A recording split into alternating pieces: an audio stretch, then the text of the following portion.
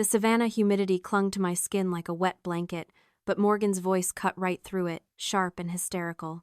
"You need to leave, Susan," she hissed, pointing a manicured finger toward the iron gates. "You are ruining the aesthetic. Look at you. You are dusty. You are depressing the vibe." I looked at my son, Caleb. He was studying his loafers, silent as the grave, refusing to meet my eyes. I didn't beg. I didn't ask why. I simply gripped my purse, turned my back on the $65,000 view I had paid for, and walked away. Before I tell you what I did next, drop a comment and let me know where you're listening from and what time it is for you right now. I'd love to know who's part of our community. 30 minutes earlier, I had walked onto that lawn feeling hopeful.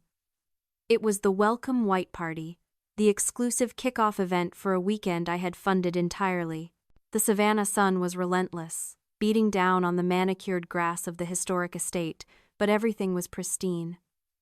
White linens, white florals, white attire. I was wearing a silk cream midi dress that Morgan herself had approved via text message 3 weeks ago. It cost more than my first car, but I wanted to fit in. I wanted to be the mother they were proud of. But as I approached the head table, Morgan stopped mid-laugh. Her eyes raked over me, and the smile dropped from her face like a stone. She didn't whisper. She didn't pull me aside. She announced it to her table of bridesmaids and influencers. "Susan, you look dusty," she said, her voice dripping with disdain. "That cream reads as dirty yellow next to us. You are throwing off the whole clean girl aesthetic of the photos. Just go. Please. You are depressing everyone." I stood there, frozen, feeling the heat rise in my cheeks. I looked at Caleb, my son, the boy I had raised alone, the boy I had protected from every hard edge of the world. He took a slow sip of his bourbon and looked up at the Spanish moss hanging from the oak trees. He refused to meet my gaze.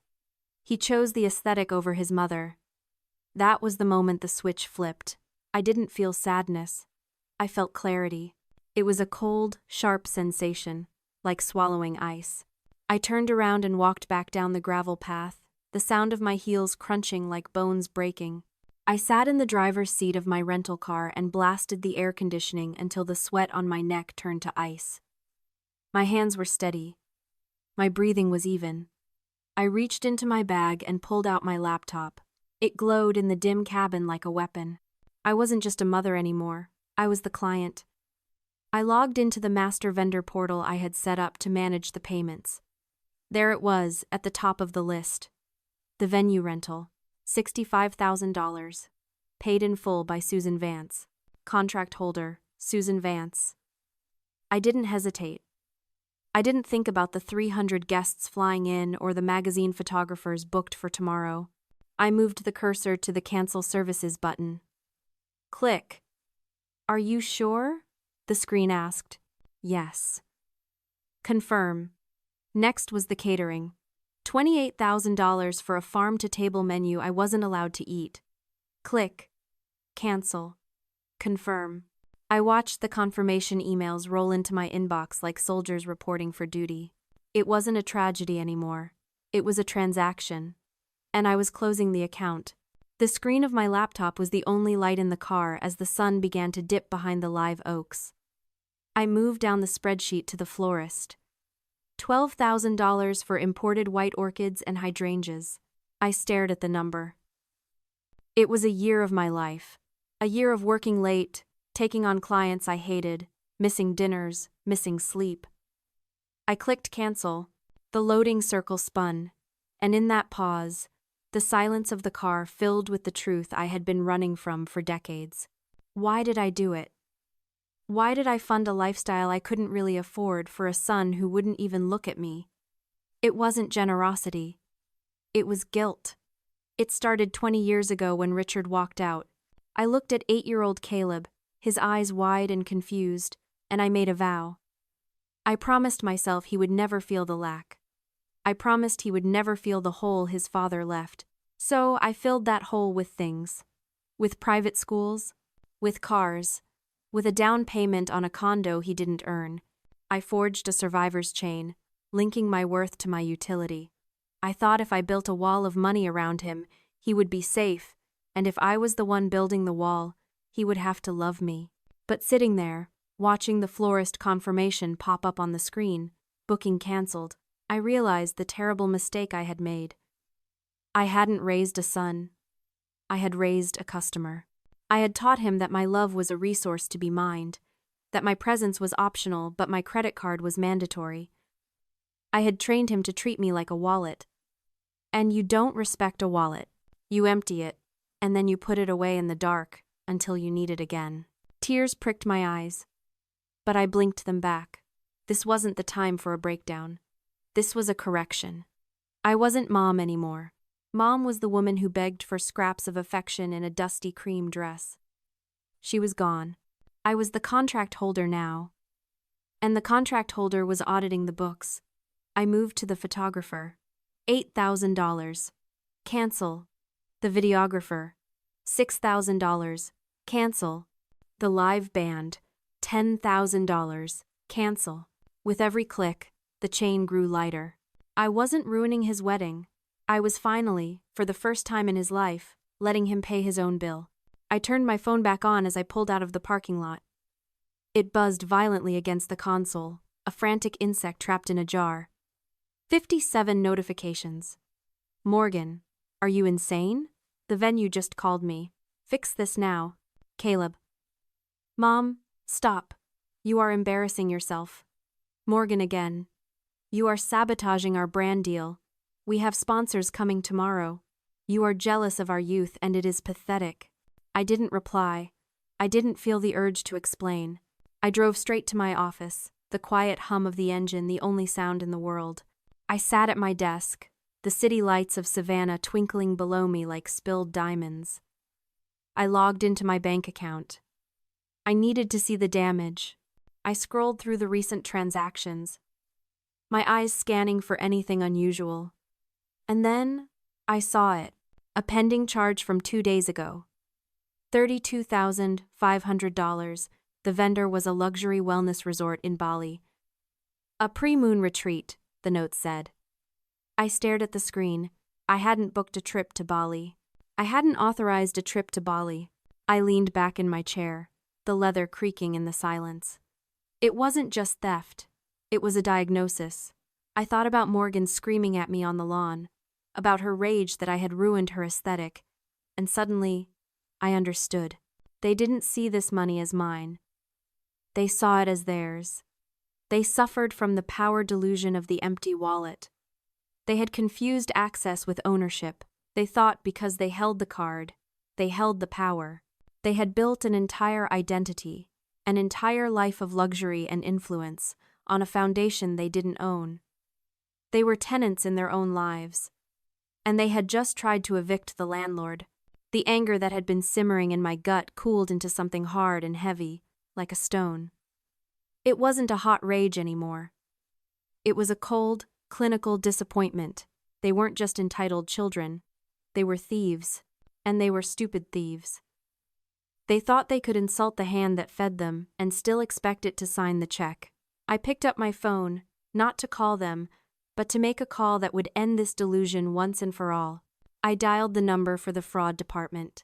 I didn't wait for the bank to finish their investigation before making my next move. I called Patricia. She has been my friend for 20 years and my attorney for 10. She didn't ask if I was okay. She asked for the receipts. I sent her the screenshots of the text messages, the vendor cancellations, and the unauthorized transaction for the Bali retreat. Her voice on the line was crisp, efficient, and wonderfully devoid of pity. "This is not a family dispute, Susan," she said, the click of her keyboard providing a rhythmic backing track to her words. "This is harassment and financial misappropriation. We are going to treat it as such." Within an hour, Patricia had drafted 2 documents. The first was a cease and desist order, citing the barrage of abusive texts and the defamation of my character to the wedding guests. The second was a formal demand letter for the immediate repayment of $32,500. Reading the legal language gave me a strange sense of peace. It stripped away the messy, painful history of diaper changes and bedtime stories and left only the cold, hard facts. Caleb Vance and Morgan Miller were not my children. But I wasn't done. I kept Patricia on the speakerphone as I opened a new tab on my browser. Years ago, I had set up a joint checking account with Caleb. It was meant for emergencies. A flat tire, a medical deductible, a safety net so he would never fall too hard. I had deposited $50,000 into it just last month as a wedding gift, intended for a down payment on their first house. I stared at the balance. $50,000. It sat there, vulnerable and waiting. "Do it," Patricia said softly. She knew what I was thinking. She knew that taking this money back was the final severance of the umbilical cord. I took a deep breath. I initiated a transfer of the full amount back into my personal savings account. I typed in the confirmation code. I watched the screen refresh. The balance dropped to 0. It was instantaneous. 1 second, he had a safety net. The next, he was in freefall. I felt a phantom pain in my chest, the ghost of the mother I used to be, crying out to protect her cub. But I silenced her. Caleb wasn't a cub.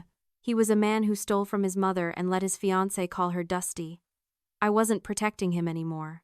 I was protecting myself. I watched the transfer confirmation pop up, a little green checkmark that felt like a gavel coming down.